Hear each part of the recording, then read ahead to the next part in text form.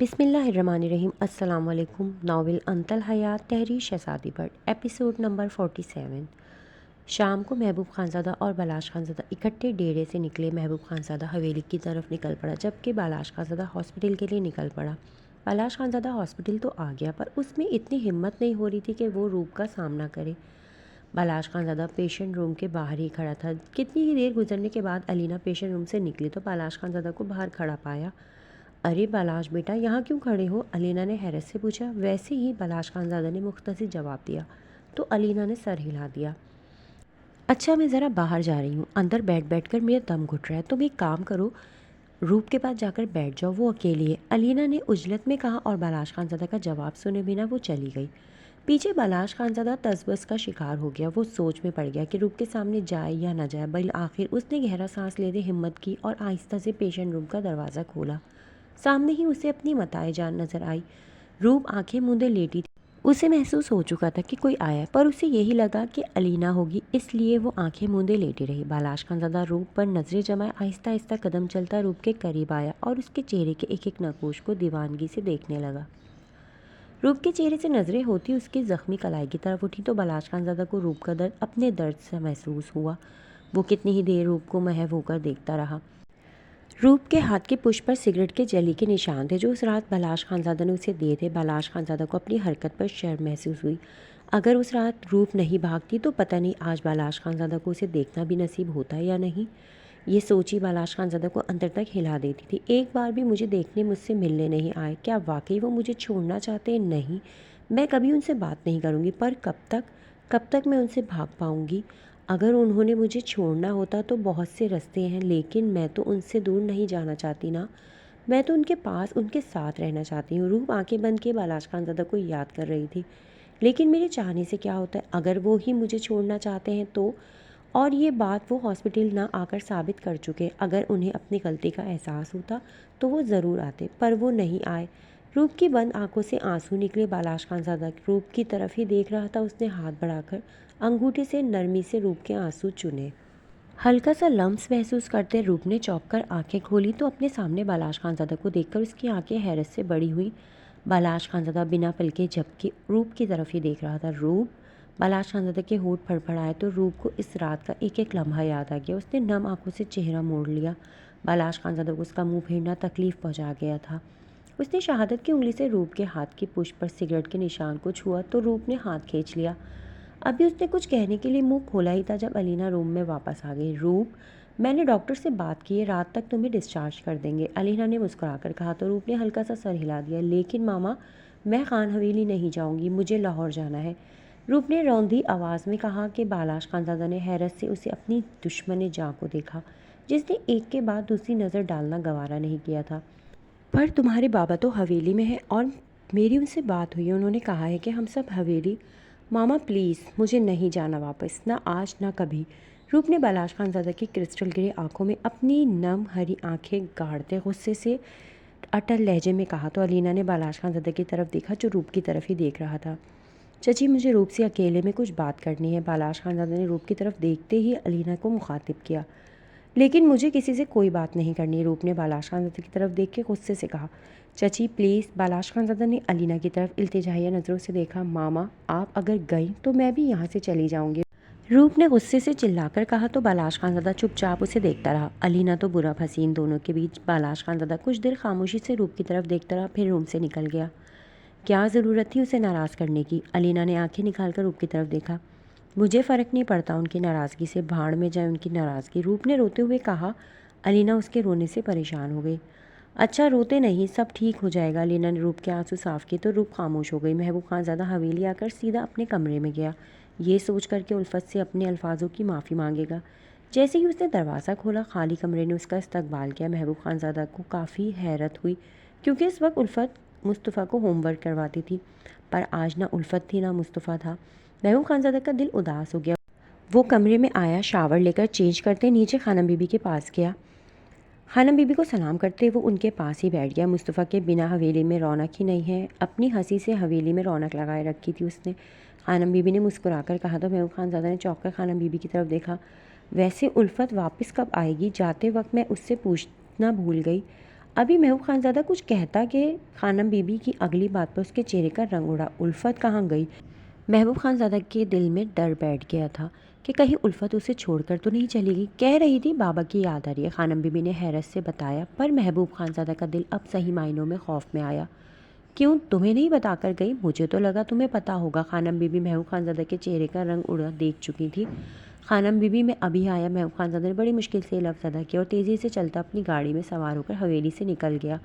اس کا رخ چودھری نثار علی کی حویلی کی طرف تھا۔ 10 منٹ میں وہ رش ڈرائیونگ کرتا چودھری نثار علی کی حویلی پہنچا۔ گاڑی اس نے باہر ہی کھڑی کر دی۔ ابھی وہ گیٹ عبور کرنے ہی والا تھا جب چوکیدار کی آواز پر اس کے قدم ساکت ہوئے۔ چھوٹے سائیں، حویلی میں کوئی نہیں ہے۔ چوکیدار نے پیچھے سے آواز لگائی تو محبوب خانزادہ حیرت سے مڑا۔ مجھے الفت سے ملنا ہے، محبوب خانزادہ کہتے ہی پھر مڑا۔ بی بی جی تو آئی ہی نہیں۔ چوکیدار کی اگلی بات پر محبوب خانزادہ کا رنگ پیلا پڑ گیا۔ کیا مطلب؟ الفت دوپہر کو یہی تو آئی ہے۔ محبوب خانزادہ کے دل میں وسوسے اٹھ رہے تھے جنہیں وہ نظر انداز کر رہا تھا۔ نہیں چھوٹے سائیں، میں صبح سے ادھر ہی ہوں، کوئی نہیں آیا۔ چوکیدار نے صاف گوئی کی تو محبوب خانزادہ نے پریشانی سے سر پر ہاتھ پھیرا۔ اچانک اس کا ماتھا ٹھنکا۔ وہ یہاں کھڑے ہو کر وقت برباد نہیں کر سکتا تھا۔ محبوب خانزادہ جلدی سے گاڑی میں سوار ہوا اور گاؤں کے بس اڈے پر ڈال دی۔ رش ڈرائیونگ کرتے اس نے موبائل پکڑا اور الفت کو فون کرنے لگا، پر اس کا نمبر بند جا رہا تھا۔ غصے سے محبوب خانزادہ نے موبائل ڈیش بورڈ پر مارا اور گاڑی کی سپیڈ بڑھا دی۔ آدھے گھنٹے کا سفر اس نے 10 منٹ میں طے کیا اور بس اڈے پر پہنچا۔ یہاں ہر جگہ رش تھا۔ محبوب خانزادہ الفت اور مصطفیٰ کو پاگلوں کی طرح ڈھونڈنے لگا، پر وہ اسے کہیں نظر نہیں آیا۔ اس نے موبائل پر مصطفیٰ کی تصویر اوپن کی اور آس پاس لوگوں سے پوچھنے لگا، پر ہر ایک سے مایوسی ہوئی۔ بابا! اچانک محبوب خانزادہ کو اپنی رائٹ سائڈ سے مصطفیٰ کی آواز آئی تو اس نے چونک کر دائیں جانب دیکھا۔ مصطفیٰ رکو! مصطفیٰ نے محبوب خانزادہ کو دیکھ کر اس کی طرف دوڑ لگا دی اور الفت اسے دیکھتی رہ گئی۔ محبوب خانزادہ مصطفیٰ کو اپنی طرف آتا دیکھ دونوں زانوں بیٹھ گیا اور بائیں واں کر دی۔ مصطفیٰ بھاگ کر محبوب خانزادہ کے سینے سے لگ گیا۔ اس کے سینے سے لگتے ہی محبوب خانزادہ کے اندر سکون سرایت کر گیا۔ دور کھڑی الفت نے سنجیدگی سے بنا کسی تاثر کے مصطفیٰ اور محبوب خانزادہ کو دیکھا اور قدم قدم چلتی ان کے قریب آئی۔ مصطفیٰ چلیں، ہماری بس آ گئی۔ الفت نے بنا محبوب خانزادہ کی طرف دیکھے مصطفیٰ کا بازو پکڑ کر اسے محبوب خانزادہ سے الگ کیا تو محبوب خانزادہ نے نم آنکھوں سے الفت کی طرف دیکھا۔ مجھے چھوڑ کر جا رہی ہو؟ محبوب خانزادہ نے کھڑے ہوتے بھررائی آواز میں کہا۔ میری کیا اوقات جو میں کسی کو چھوڑوں، سب مجھے چھوڑ دیتے ہیں، الفت نے چہرہ موڑے روندی آواز میں کہا۔ الفت مجھے معاف کر دو، پتہ نہیں مجھے کیا ہو گیا تھا جو میں نے تم سے ایسے الفاظ استعمال کیے، میں شرمندہ ہوں، مجھے معاف کر دو۔ محبوب خانزادہ نے الفت کی طرف 2 قدم بڑھائے تو الفت نے پیچھے کی طرف 2 قدم کیے۔ میں کون ہوتی ہوں آپ کو معاف کرنے والی؟ میری حیثیت ہی کیا ہے آپ کی زندگی میں؟ صرف 4 دن کی بیوی؟ الفت کے آنسو گالوں پر لڑکتے تو محبوب خانزادہ اس کے لفظوں پر تڑپ اٹھا۔ نہیں الفت، تم میری پہلی اور آخری محبت ہو، میں تمہیں چھوڑنے کے متعلق سوچ بھی نہیں سکتا۔ محبوب خانزادہ الفت کو اپنی محبت کا یقین دلا رہا تھا، پر الفت آج سخت دل کیے کھڑی تھی۔ ہاں، سوچ نہیں سکتے پر بات ضرور کر سکتے ہیں۔ میں نے آپ سے پہلے ہی کہا تھا مجھے شادی نہیں کرنی، میرا مرض سے اعتبار اٹھ چکا تھا، پر آپ نے مجھے اپنی محبت پر یقین دلایا۔ مجھے بس اتنا بتا دیں، کیا میں اتنی فالتو ہوں جو پہلے شہروز نے بنا میری غلطی کے مجھ سے طلاق کا دبا لگایا اور کل آپ نے مجھے دھمکی دی؟ بتائیں، کیا میں صرف استعمال کے لیے بنی ہوں؟ الفت کی آواز میں درد تھا اور خود محبوب خانزادہ اس کے لفظوں کا درد اپنے دل میں محسوس کر رہا تھا۔ مجھے معاف کر دو الفت، میں آئندہ یہ حرام لفظ اپنی زبان پر نہیں لاؤں گا، بس ایک بار مجھے معاف کر دو۔ محبوب خانزادہ سے الفت کے آنسو، اس کی بے رخی برداشت نہیں ہو رہی تھی۔ میں اس لائق کہاں کہ کسی کو معاف کروں، بس اتنا سمجھ گئی ہوں، میرے نصیب میں شوہر کی محبت اور مصطفیٰ کے نصیب میں باپ کا پیار نہیں ہے۔ میں نے قسمت کے فیصلے پر سر جھکا لیا، بس دوسری بار خود پر طلاق کا لیبل نہیں لگوانا چاہتی تھی، اس لیے حویلی سے نکل آئی۔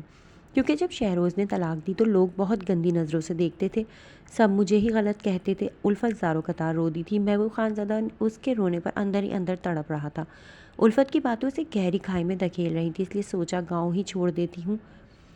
چودھری حسین میرے لالا ہیں، یہ سچ ہے، ساری زندگی میرے ساتھ ہی رہیں گے اور آج نہیں تو کل آپ ان کی وجہ سے مجھے طلاق نہیں۔ الفت، تم اور مصطفیٰ میرا سب کچھ ہو، میں اب تم دونوں کے بغیر بے جان ہوں، پلیز مجھے معاف کر دو۔ کچھ بھی ہو جائے میں تمہیں کبھی نہیں چھوڑوں گا۔ محبوب خانزادہ نے الفت کی بات کاٹ کر اس کا ہاتھ پکڑ لیا جسے الفت چھڑوانے لگی، پر محبوب خانزادہ کی گرفت مضبوط تھی۔ چھوڑ دیں، چلے جائیں واپس، میرا دل ٹوٹ چکا ہے۔ الفت نے جھٹکے سے ہاتھ چھڑایا۔ تم سے دوری مجھے مار دے گی۔ محبوب خانزادہ کی آنکھوں سے موتی ٹوٹ کر گرے۔ آپ کے الفاظ تو مجھے مار چکے ہیں، سانس لے رہی ہوں تو صرف مصطفیٰ کی وجہ سے، ورنہ آپ مجھے کل کا مار چکے ہو۔ الفت نے مصطفیٰ کا ہاتھ پکڑا اور بس کی طرف بڑھی۔ الفت میری بات سنو، ایسی سزا مت دو، میں برداشت نہیں کر پاؤں گا۔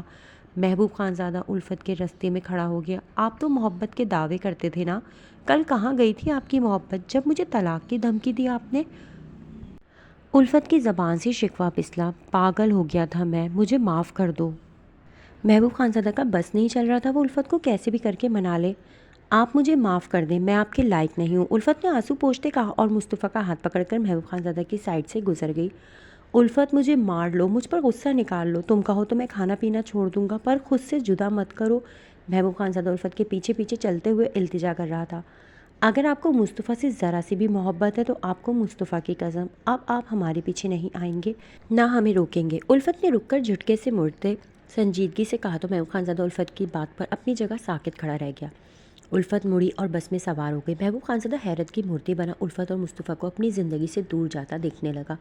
اسے لگا اس کے جسم سے کوئی روح کھینچ رہا ہے اور وہ بنا احتجاج کے درد سہ رہا ہے۔ الفت کی بس جا چکی تھی اور پیچھے کھڑا محبوب خانزادہ نم آنکھوں سے انہیں خود سے دور جاتا دیکھ رہا تھا۔ بس آنکھوں سے اوجھل ہو گئی۔ وہ کتنی ہی دیر وہاں بنا ہلے جھلے کھڑا رہا۔ آج اس نے اپنی محبت کو پا کر کھو دیا تھا۔ صحیح تو کہا تھا الفت نے، وہ تو بڑے بڑے دعوے کرتا تھا، اور کل کہاں گئے تھے اس کے دعوے؟ اسے چودھری حسین کے کیے کی سزا کیوں ملتی تھی؟ ہر بار وہی کیوں سہتی تھی؟ محبوب خانزادہ نے اپنی خالی ہاتھوں کی طرف دیکھا اور تقدیر کی لکیروں سے شکوہ کرنے لگا کہ اس میں الفت اور اس کا ساتھ ساری زندگی کا کیوں نہیں تھا۔ خیر تقدیر کا بھی کیا قصور تھا؟ غلطی تو محبوب خانزادہ کی تھی، جو محبت کا دعوے دار تو بنتا تھا پر نبھا نہیں سکا۔ 4 دن میں ہی اس کے دعوے کمزور پڑ گئے۔